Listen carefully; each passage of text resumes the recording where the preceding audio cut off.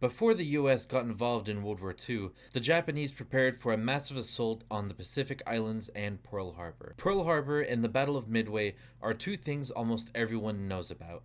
But what about the time in between these two events? Well, in this video, I'll be going over exactly this. So please join me for this multiple part series as we figure out what the Japanese battle plan was post Pearl Harbor. On the same day of Pearl Harbor, December 7th, 1941, the Japanese attacked multiple islands, colonies, and countries almost simultaneously. Among these, we have the attack on Hong Kong and the invasion of the Wake Island group. A month after, the invasion of the Philippines and the Dutch East Indies. And another month after that, the fall of Singapore as well as the Battle of the Java Sea. In April of 1942, we had the Bataan Death March and the Doolittle Raid. And finally, a month before Midway, there's the Battle of the Coral Sea. Part 1 of this series, called the Early Pacific War, is about the battle for Hong Kong.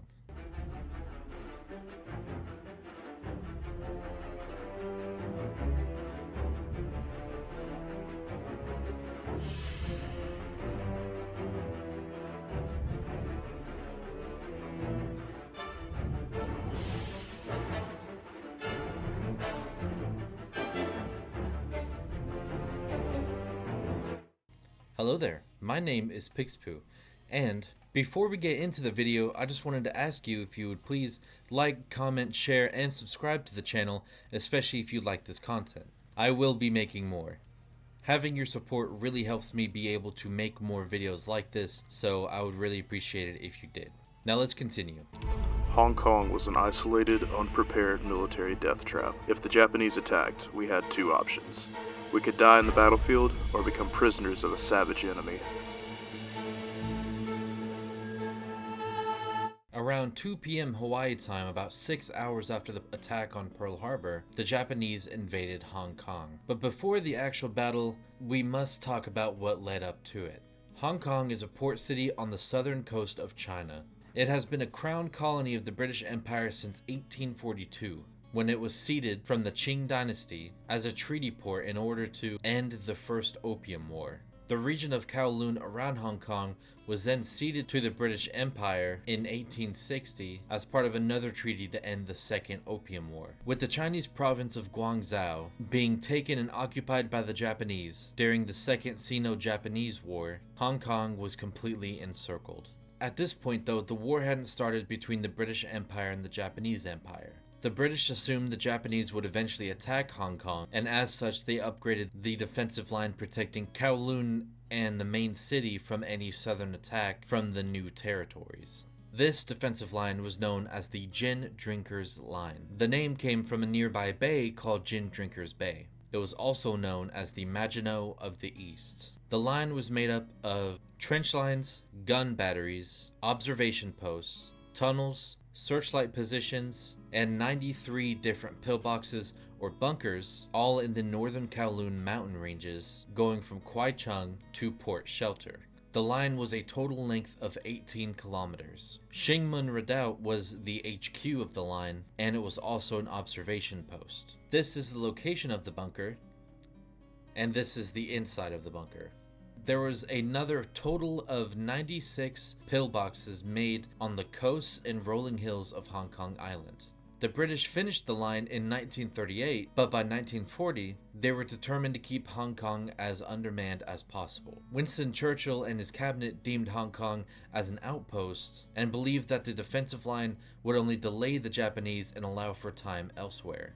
They reversed this decision in September of 1941 with the belief that a larger force posted there would keep the Japanese from attacking at all. The British plan for the defense of Hong Kong was pretty simple, but it would prove to be difficult to complete. The plan was for the Allied soldiers to delay the Japanese in the Kowloon and New Territories area in order to destroy vital infrastructure. The Gin Drinkers Line would hold out for at least 3 weeks, allowing this to happen. And from there, the defenders would pull back to Hong Kong Island and stay until reinforcements could arrive from nearby areas. The U.S. consul Robert Ward, who was sent to Hong Kong, described the way the British defenders of Hong Kong felt about the Chinese and defense as, quote, "Several of them, the British rulers, said frankly that they would rather turn the island over to the Japanese rather than turn it over to the Chinese, by which they meant rather than employ Chinese to defend the colony, they would surrender it to the Japanese. According to sources, the total garrison force in Hong Kong, made up of a coalition force, was approximately 14,300 men, with the specifics being British forces numbering 3,652, colonial forces numbering 2,428, Indian forces numbering 2,254, auxiliary defense units numbering 2,112. The auxiliary defense units were essentially specially trained units meant to defend areas in unorthodox ways. Continuing, Hong Kong Volunteer Defense Corps forces numbering 1,787, Canadian forces numbering 1,982, and a nursing detachment of 136. These are approximate numbers, as some sources say the total number was 13,500, others saying 15,000. But this is a good mid-ground to make an assumption of how many actual soldiers were there. There's not really a definitive number of how many troops were in Hong Kong. I will now explain the positioning of these forces. First, the artillery. The Hong Kong and Singapore Royal Artillery were stationed as coastal batteries all around Hong Kong. On Hong Kong Island, there were many observation posts meant for aiming artillery all around the mountains and the gin drinkers line. These were stationed at high and low points all across the areas, as dense fog would consistently cloud areas and prevent accurate targeting. There were actually different kinds of observation posts, with some being regular posts, and some would search for the flash and muzzle fire of enemy forces. This was so that they could counter fire at them. It is suggested that there were up to 32 observation posts, with all but one being manned by the Royal Artillery, the odd one out being manned by the Hong Kong Royal Naval Volunteer Reserve. The artillery used consists of many 75mm guns, many 6-inch, 9.2-inch, 4-inch, and 4.7-inch coastal guns, howitzers ranging from 6-inch, 60-pounders, 4.5-inch, 3.7-inch. These were all in different positions and in use by many different brigades, battalions, and regiments. The locations of the batteries were at Bokhara, Stanley, Mount Davis, Jubilee Hill, Mount Parker, Belchers, Mount Collinson, Stonecutters Island, Saiwan, Liamen Fort, and Pak Sha Wan. All of these varieties of artillery were used against infantry, aircrafts, and boats. There were also Indian forces sent to reinforce the artillery, and they actually used the artillery themselves, as seen here. Like I said before, Indian forces were among the garrison of Hong Kong. Among the defenders, we have the 214th Punjab Regiment and the 57th Rajput Regiment. B Company of the 214th Punjab Regiment was led by a man named Major Kumta Prasad. Initially, they were stationed and would fight in the gin drinkers line, but later on the battle, they moved to Happy Valley, as seen here. C Company of the 57th Rajput Regiment was led by Paul Singh. This company defended Kum Yum Sham in the gin drinkers line. Later, they also moved to Hong Kong Island, where they defended Taiku Shao Ki Wan and the coastline around it, specifically in pillboxes 41 and 42. The other part of the 57th Rajput Regiment was also on the gin drinkers line, but on the right side of it. Later on, they also moved to Hong Kong Island and defended the area from North Point to Shao Ke Wan, shown here. This part of the regiment was led by Cadogan Rawlinson. The Canadian forces in Hong Kong were known as C-Force, and they were the first Canadians to fight the Japanese. They arrived mere days before the initial Japanese attack. Among these forces were the Winnipeg Grenadiers, who were split into two separate forces. One was led by John Lowry McCoy, who was actually American, but at the time of enlistment, he was too young, so he went to Canada to join up instead. This section of the force defended Wong Nai Chung Gap, which was more in the center of the island and southeast of Happy Valley. The second force was led by Company Sergeant Major John Osborne, who is a Romani immigrant, and they defended the northern part of Wong Nai Chung Gap. After the invasion of Hong Kong, the Winnipeg Grenadiers were all moved to Aberdeen Reservoir. Another Canadian force there was the Royal Canadian Army Medical Corps, who was led by Captain John Reed. They were also posted at Wong Nai Chung Gap, but later in the battle moved to Wan Chai Gap, here. The Canadian Corps of Signal was also there, with a notable soldier being William Allister.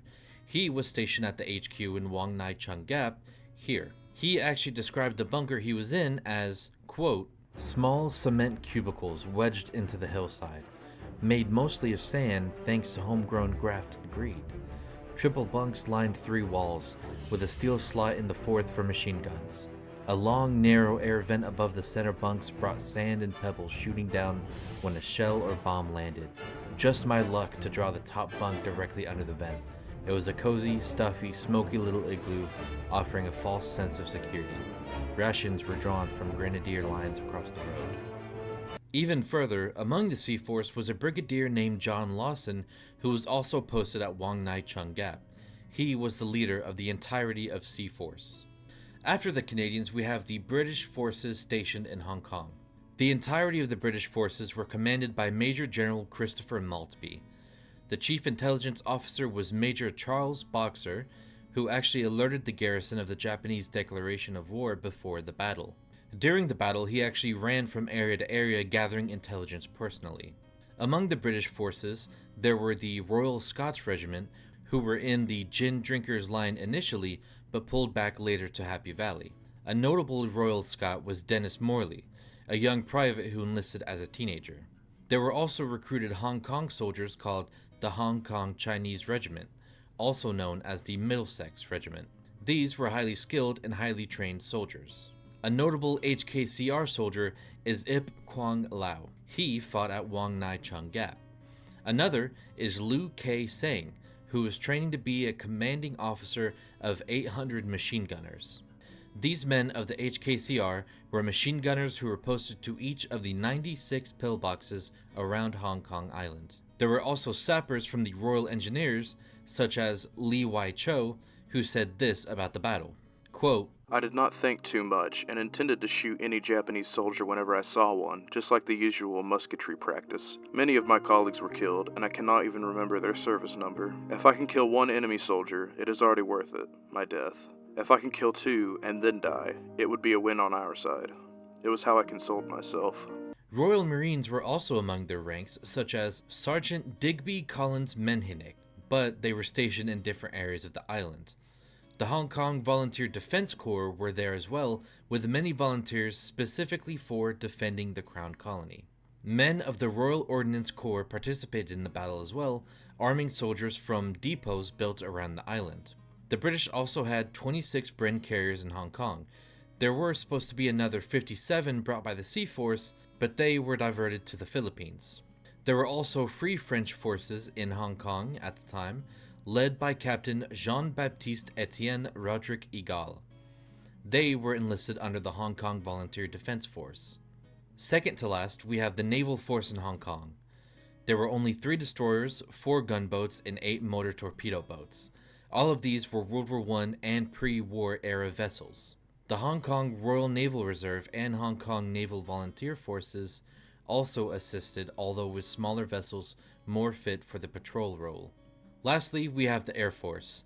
There was one RAF air station which held 3 Vickers Wildebeest torpedo planes and 2 Supermarine Walrus seaplanes. This air station was RAF Kai Tak, located here. I will now go over what the Japanese forces consisted of along with their battle plans. Japanese forces amassed on the border of Hong Kong just north of Sham Chun River. It was a full division. This was the 38th Division, which was a new Type B division. This meant that it only had 3 infantry regiments instead of the normal 4. It had fought in China for 3 years and was at this point battle-hardened. The total operational force of the division was 13,509 men, and just under 3,500 horses. The division itself was under the command of Lieutenant General Takashi Sakai, but it was a part of the 23rd Army. In this division, there were 3 infantry regiments, like I said. The first is the 228th Infantry Regiment. It had over 3,000 men in it. The leader of this regiment was Colonel Sadashichi Doi. There were 3 battalions of men and 1 artillery battery. The next is the 229th Infantry Regiment, which had just under 2,900 men. It has the same general setup as the 228th, but it was led by Colonel Ryosoburo Tanaka. The 230th Infantry Regiment is the exact same as the 229th, but it was under the leadership of Colonel Shoji Toshi Shige. There were also naval forces used by the Japanese during the invasion, and this was the Second China Fleet. The Second China Fleet was a blockading force meant to be used against China, but it was also used specifically for this operation. It consisted of 1 light cruiser, 2 destroyers, 4 torpedo boats, 3 gunboats, and many patrol boats.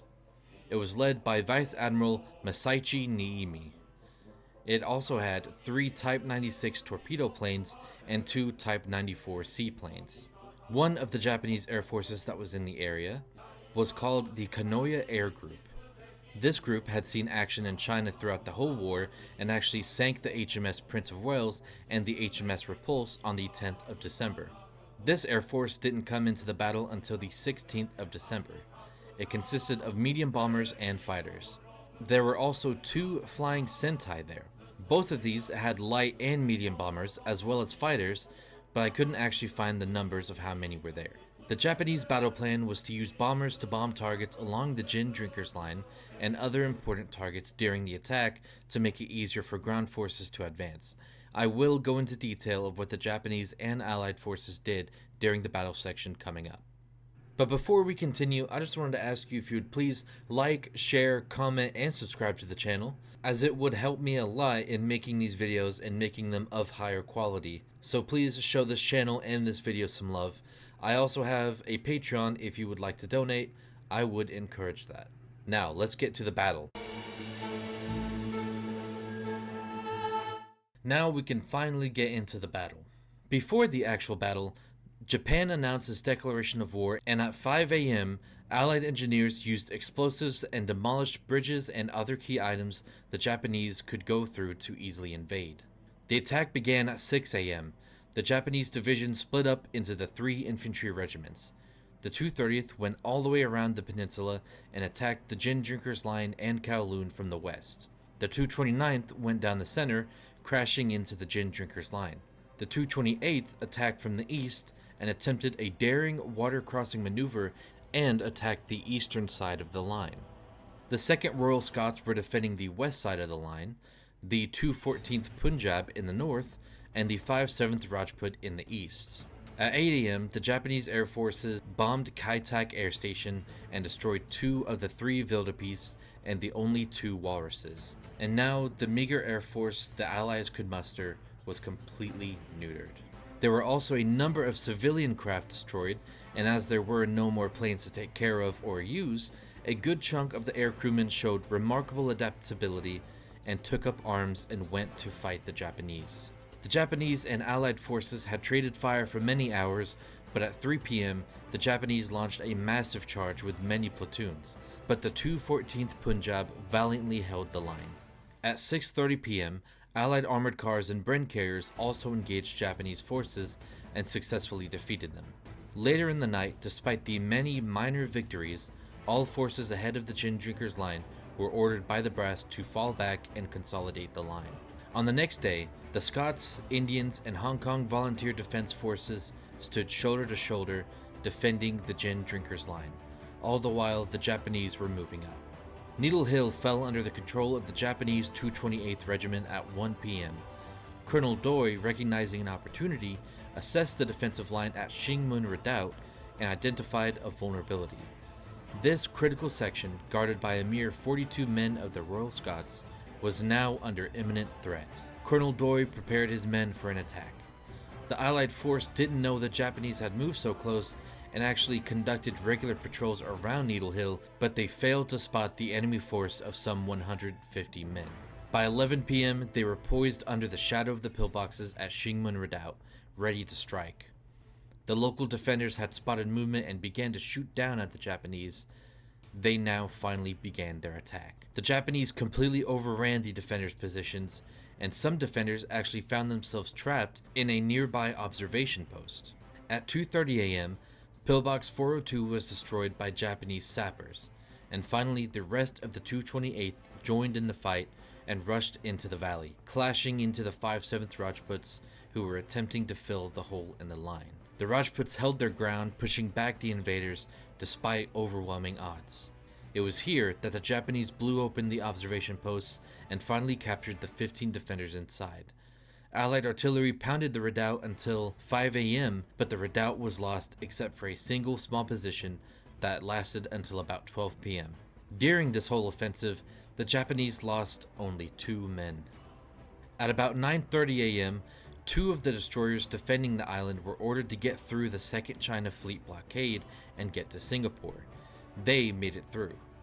This, however, left the HMS Thracian to command the naval forces and defend the island with the rest of the previously mentioned small boats, by themselves. The most senior officer who took command was Commodore Alfred Collinson.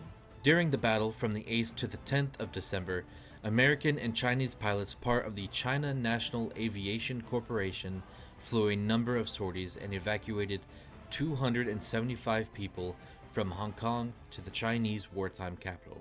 As December 10th dawned, the Japanese assembled on the redoubt, pouring in additional troops without immediate action, opting instead to hold their ground. Major General Maltby, commander of the British forces, recognized the perilous situation, understanding that the loss of the redoubt could jeopardize the integrity of the entire defensive line. In a critical decision, Major General Maltby ordered the 2nd Royal Scots to mount a counterattack. However, faced with the gravity of the situation, the commander of the Scots hesitated, deeming the proposed action too risky to undertake. As dawn broke on December 11th, the 228th launched a relentless assault on Golden Hill, defended by the 57th Rajputs. Despite the Rajputs being supported by shore bombardments from the HMS Sakala, the Japanese nearly seized the strategic position. However, the timely intervention of the 2nd Royal Scots in a daring counterattack wrestled control of the hill back from the enemy's grasp. At approximately the same time, the Japanese would also attempt a landing on Lamma Island, but they were fought off by the local artillery batteries. Around 12 p.m. of the same day, Major General Maltby considered the defense of Kowloon and the new territories as a losing battle and ordered a full retreat to Hong Kong Island. The retreating soldiers destroyed bridges and artillery guns, denying the Japanese vital resources. During this, the Japanese would attempt another landing, this time on Aberdeen Island, but again would be fought off by machine gun fire. During the retreat, the 214th Punjab got separated from the other forces and made it to Air Station Kai Tak, but the Japanese were waiting for them. They made an effort and fought hard all the way to the nearby port, where a ferry of the Star Ferry Company took them across the water and into Hong Kong Island. During this time, the HMS Tamar was scuttled in the case of Japanese capture. The entire retreat was finished by 1 p.m. on the 13th of December. The defense of Kowloon and the new territories failed, and the gin drinkers' line had collapsed. The Japanese were greatly underestimated, and they had proved their strength.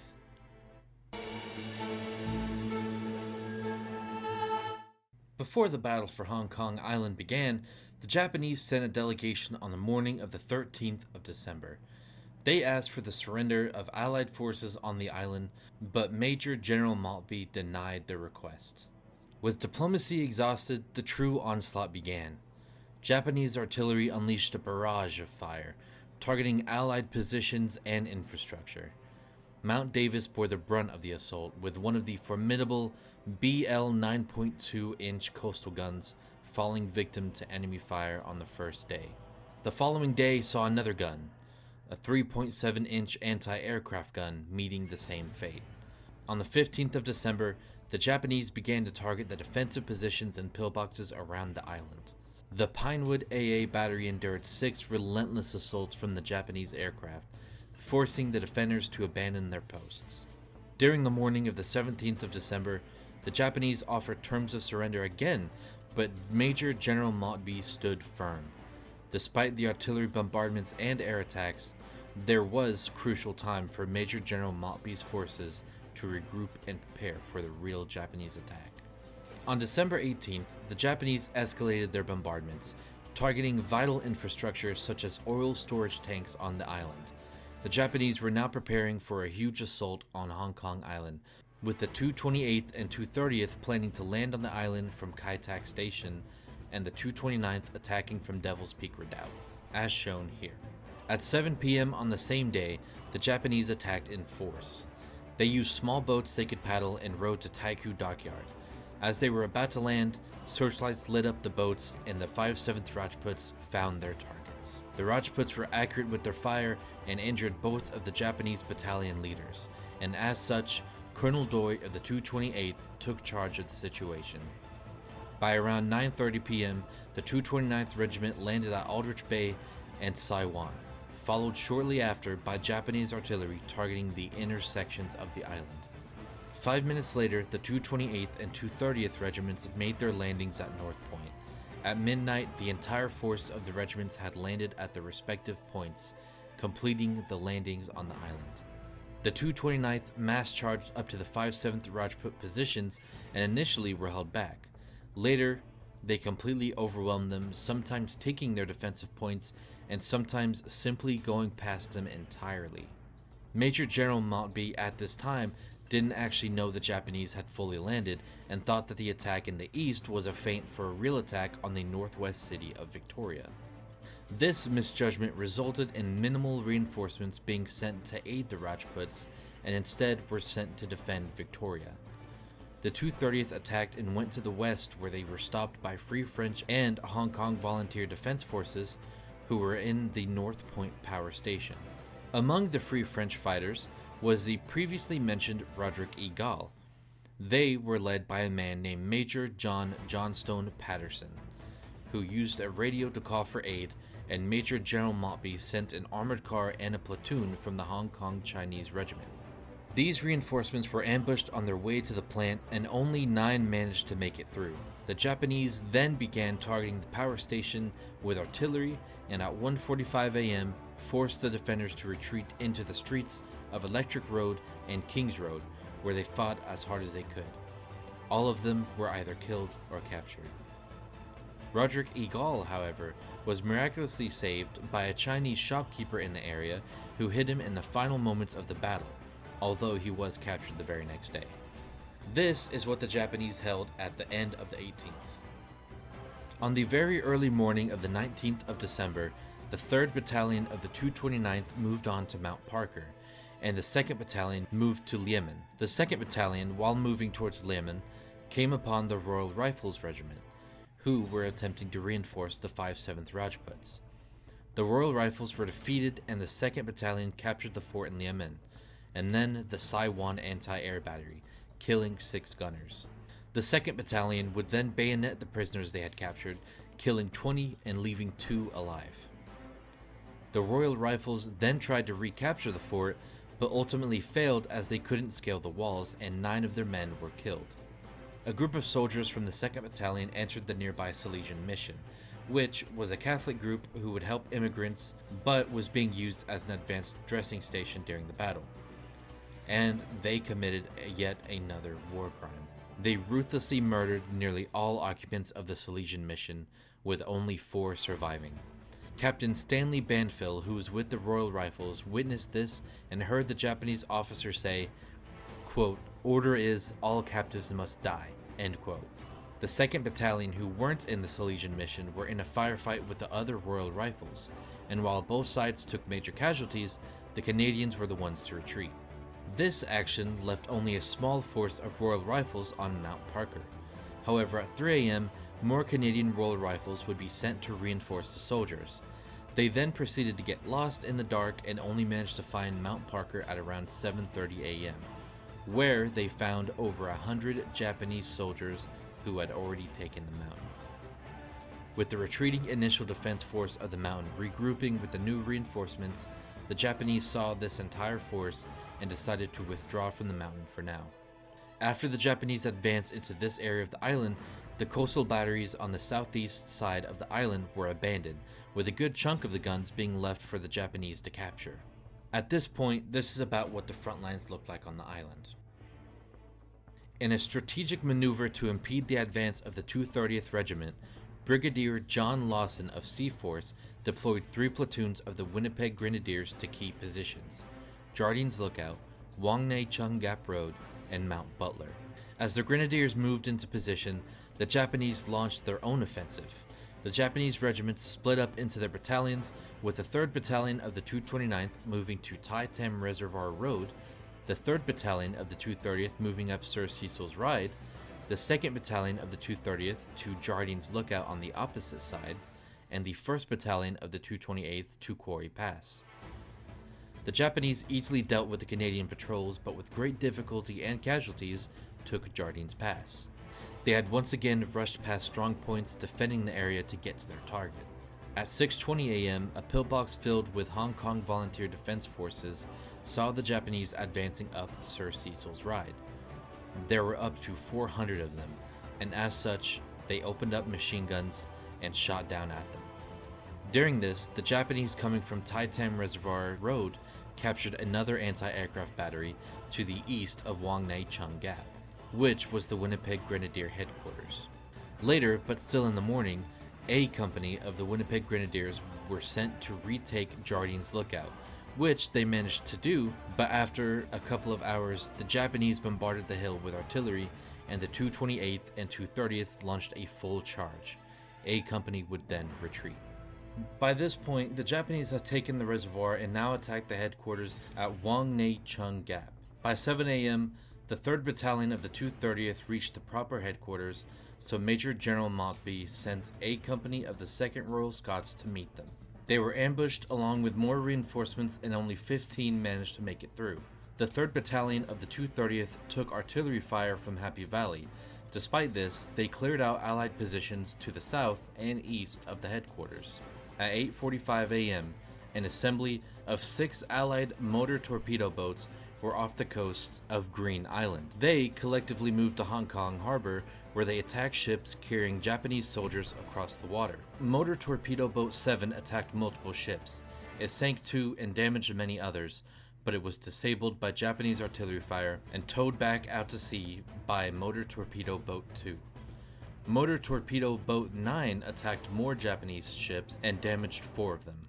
At 10 a.m., Brigadier John Lawson made a desperate call on his radio to Major General Maltby and told him how his headquarters were completely surrounded. His final words, quote, "going outside to shoot it out," reflected the grim resolve of his situation.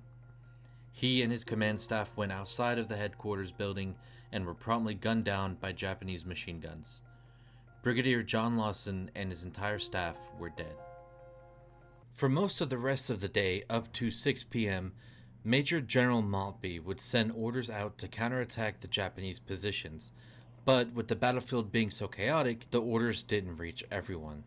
One group who did actually attack ended up being pinned down until nightfall. At 10 p.m., A Company of the Winnipeg Grenadiers were attacked on Butler Hill by the Japanese, but they managed to fight back the attackers, maintaining their position. Starting at 2 a.m. on the 20th of December, many attacks would be made by Allied forces to retake the previous HQ and the surrounding area, but all failed after suffering heavy casualties. Despite their valorous defense, the defenders of Butler Hill found themselves depleted of all remaining ammunition by 3 p.m. and reluctantly surrendered to the advancing Japanese forces. During the battle at Butler Hill, many grenades were thrown at Company Sergeant Major John Robert Osborne and his men. He managed to retrieve them and throw them back at the enemy, but just before surrendering, a final grenade was thrown. Company Sergeant Major John Robert Osborne pushed one of his men away and jumped onto the grenade and quelled the explosion. He died here, having saved the lives of 7 of his men. At 10 p.m. on the same day, a final attack by the Hong Kong-Singapore Royal Artillerymen was launched on the previous HQ. It was supported by 2 armored cars, and they managed to retake the police station at the HQ, but this only lasted a few hours until the Japanese counterattacked and retook it. The new appointed leader of the Sea Force and forces in the local area was Colonel H.B. Rose, who was in the Hong Kong Volunteer Defense Force. He ordered the 2nd Royal Scots and Winnipeg Grenadiers to make their way to Mount Nicholson. The force of Winnipeg Grenadiers couldn't actually find the 2nd Royal Scots, and during this momentary pause, Colonel Dory of the 228th Regiment ordered the 1st Battalion to take Mount Nicholson. The Winnipeg Grenadiers continued with the plan without the 2nd Royal Scots and split up into 2 columns going around both sides of the mountain. They finally made it to the top and were ambushed by the 1st Battalion of the 228th who had made it there before them. A hail of gunfire unleashed upon the grenadiers. 28 men were dead, as well as all the officers and commanders. What was left of them retreated to the north. On the same day, the 2nd and 3rd Battalions of the 229th advanced all the way to Red Hill and Bridge Hill and captured both.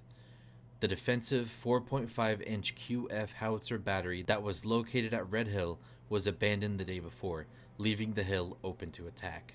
Near the hills was a pumping station, at which were British civilians who were promptly blindfolded and bayoneted by the Japanese. Allied forces stationed at Violet Hill prepared for their impending attack, only to be unexpectedly assaulted by the Japanese before they could initiate their offensive. Tragically, Colonel Kidd of the 214th Punjab Regiment fell in the line of duty during this engagement. The Japanese then advanced to Stanley, seen here. During this time, the HMS Sakala was hit and sunk by Japanese torpedo bombers off the coast of Lama Island. On the 21st of December, there were more orders for attack for the Allied forces. These were meant to take Tai Tam in order to get back to the previous HQ's location at Wang Nei Chung Gap. This attack was made by 2 Bren carriers, Hong Kong Volunteer Defense Forces, and the Royal Rifles. On their way to Tai Tam, they were hit by Japanese mortar fire from Red Hill. Undeterred by this, they continued the attack, and by 2 p.m. they took Red Hill, Bridge Hill, and the nearby roads. Japanese reinforcements arrived from Tai Tam Gap, including 2 Type 96 tankettes, but they were forced to retreat back to where they came from. By 5 p.m., all the officers in the Allied force were wounded and out of the battle. With their leadership compromised, the force retreated to Stanley. On the same day, where the 230th initially landed, they moved west and captured Victoria Park. Major General Maltby initially ordered another assault on Wang Nei Chung Gap, but upon observing the overwhelming force of the Japanese, he opted to cancel the operation. On the 22nd of December, the 2nd Battalion of the 229th attacked a pillbox around Deepwater Bay and captured the area. The Hong Kong Chinese regiment soldiers who defended the area were captured and summarily beheaded. The Japanese forces would then take the Repulse Bay Hotel, and other forces actually pushed the rest of the Allied forces into Stanley. The forces retreating to Stanley formed a 3-section defensive line on the peninsula. The northernmost line was composed of the Hong Kong Chinese Regiment, 3 companies of the Royal Rifles, and 1 company of the Hong Kong Volunteer Defense Force armed with a QF 2-pound anti-tank gun. The middle line, located in Stanley Village, consisted of 2 companies of the Hong Kong Chinese Regiment, 1 company of the Hong Kong Volunteer Defense Force, and a garrison of the same force that was already stationed there, who also had a couple of QF 18-pounders and another 2 QF 2-pound anti-tank guns. The final line was at the Stanley Fort, which had Hong Kong Volunteer Defense Force and Hong Kong Singapore Royal Artillery batteries. The fort was armed with 2 QF 18-pounders, as well as 3.7-inch mountain howitzers, a BL 9.2-inch, and a BL 6-inch coastal gun. During the setup of the lines, the Japanese made attacks all down the island going west, and the Allied forces couldn't hold them back. Around 12 p.m., the Japanese forces attacked Stanley Mound, which was defended by the Canadian Royal Rifles. They held the Japanese back across many attacks, but finally withdrew after running out of their ammo. The Japanese continued with their attacks across the island and attacked Mount Cameron from the south, but the 214th Rajputs held them back despite severe casualties. However, on the north side, the Japanese managed to break through, and as such, the Allied defenders of Mount Cameron retreated to the west. On the 23rd of December, around 8 a.m., the 5/7th Rajputs, who were defending the area around Leighton Hill, retreated from the area, leaving some forces of the Hong Kong Chinese Regiment to be encircled and bombarded by Japanese artillery and mortars. In the northern part of the island, the defenders of Victoria retreated to a mountain called the Peak, leaving the reservoirs of water in Japanese hands, depriving the island's defenders of essential water supplies. On the 24th of December, the defenders north of Stanley made a final retreat to the defensive lines after holding back an attack by the Japanese along with 3 Type 94 tankettes. The northernmost line fell. The defenders took heavy casualties, and what was left of them retreated to the second line.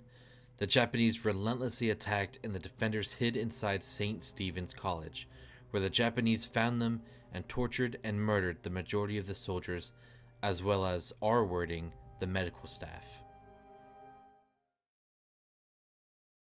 I was at the far end away from the entrance. I clearly saw the intention of the Japanese troops who had reached the hospital and had clearly commenced bayoneting every bed they encountered. I should hazard an approximation of 65. My wife sat there in a chair beside me until we saw Colonel Black and Captain Whitney shot and bayoneted in cold blood while they were appealing to them to stop the massacre, and that this was a hospital. My wife and I got under the bed.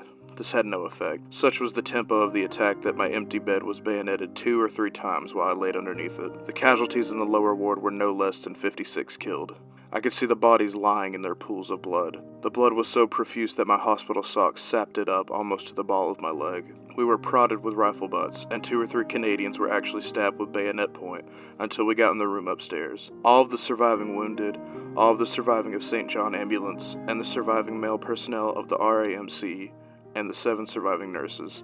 The women were segregated from the men.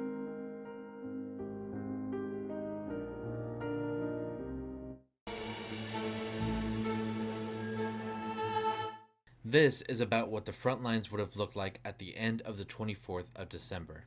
On the 25th of December, Christmas morning, the Allied leaders convened and determined surrender as the only viable option.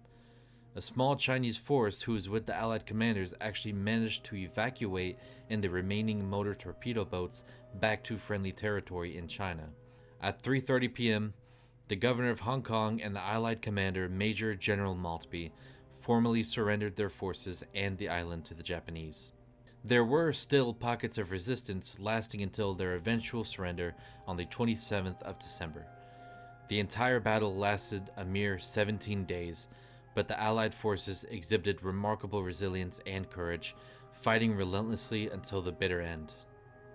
The surrender of Hong Kong stands as a solemn historical milestone, marking the only time a crown colony of the British Empire surrendered to foreign invasion.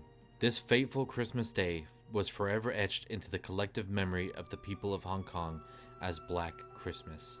It was on that day, December 25th, 1941, that Hong Kong fell.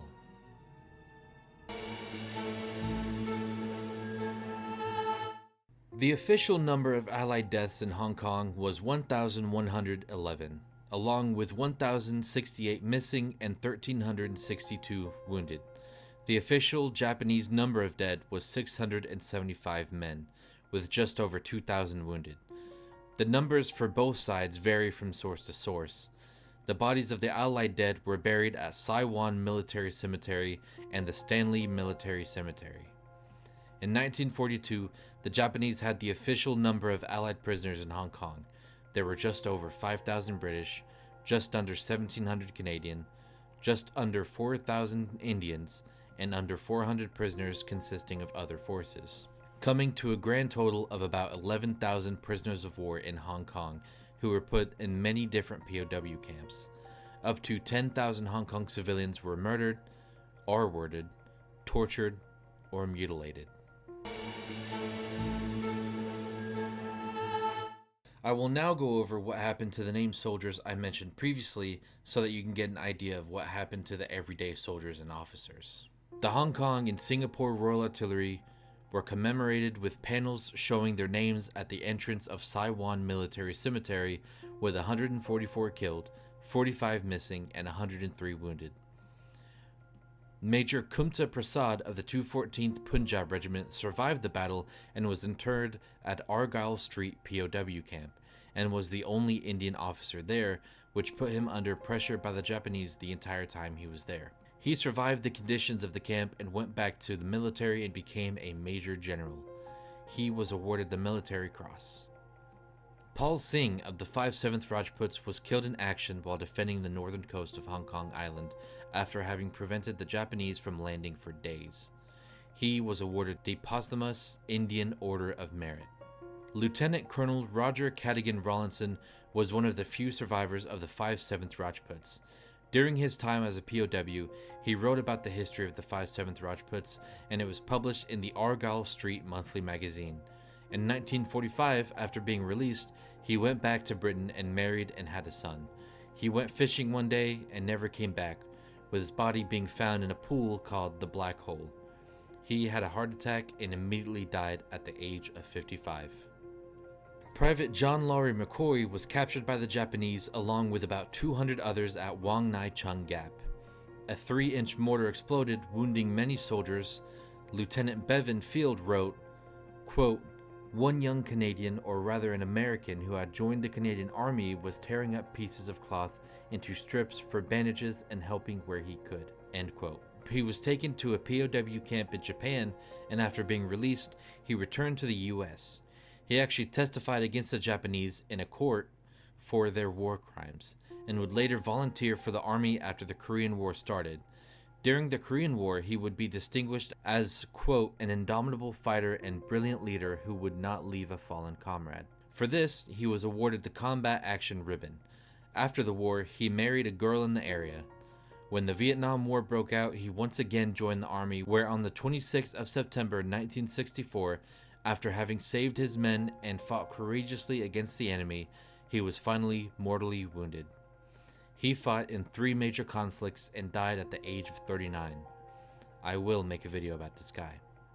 Company Sergeant Major John Osborne died when, as previously said, he jumped onto a grenade, saving his men.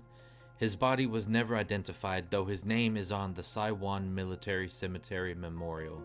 A statue of a World War I soldier that was elsewhere on the island was moved to Hong Kong Park as a memorial to Osborne, as well as a plaque beside the site of where he died. Captain John Reed of the Royal Canadian Army Medical Corps survived the battle and was brought to Japan, where the Japanese would use his medical skills on injured soldiers.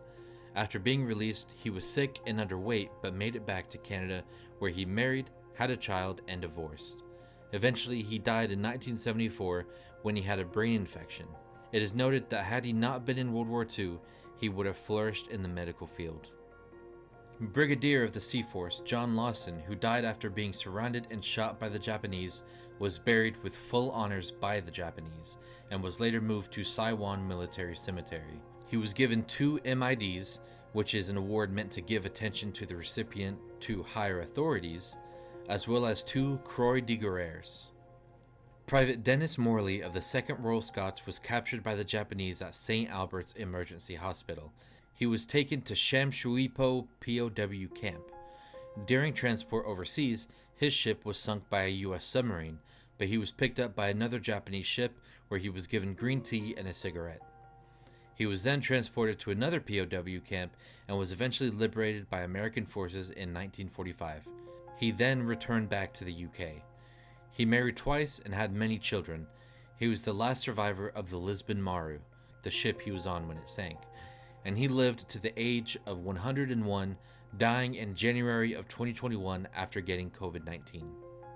Ip Kwang Lao of the Hong Kong Chinese Regiment escaped from the island like many from his unit. He would rejoin the British Army in India and was one of the last people to see General Ord Wingate before his final flight. After the war, he would join the British Special Forces called the SAS, where he did special operations as a corporal until retiring to Hong Kong. He was awarded the Burma Star. I could not figure out if he was still alive or not as of the release of this video.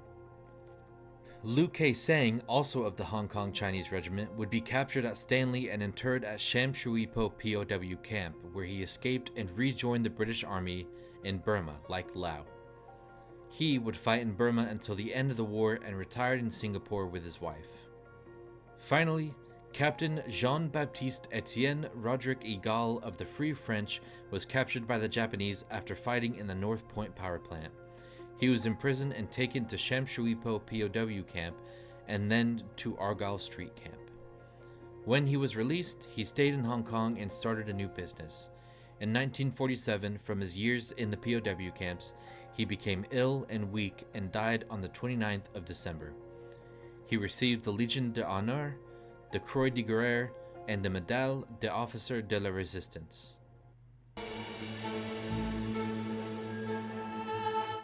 The Battle of Hong Kong was a short battle in the grand scheme of things, but it, like any other battle, was important. Many died in the battle heroically, many died in the POW camps, but there were those who had strength, will, skill, and luck to survive World War II. It is from these people, both dead and living, that we should learn from, about heroic actions, the call of duty, the good, the bad, and the evil. There is always something to learn about, to be inspired by, to be horrified of in war, and we should hold these lessons close to our hearts and minds. Thank your local veterans and listen to their stories if they would have you. I guarantee you'll learn something you will hold dear. But the Battle of Hong Kong is just the beginning of the war in the Pacific.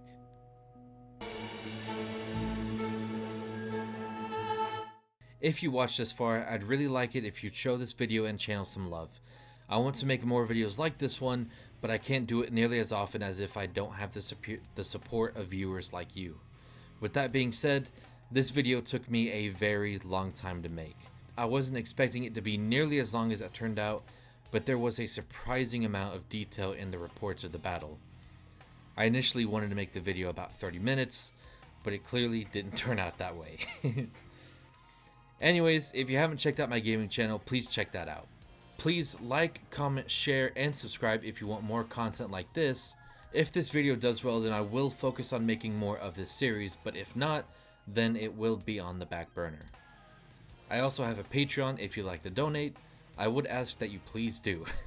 I need the funding to be able to keep making these videos and make them a higher and higher quality, and donating would directly help me to do that. I also tried using a different camera angle during this video, just so that I could be able to look at the camera more while I was reading a script, because I noticed that reading the script the other way that I was doing, it took me a way longer time to make the recording. But I hope you learned something. Thank you for watching. Bye!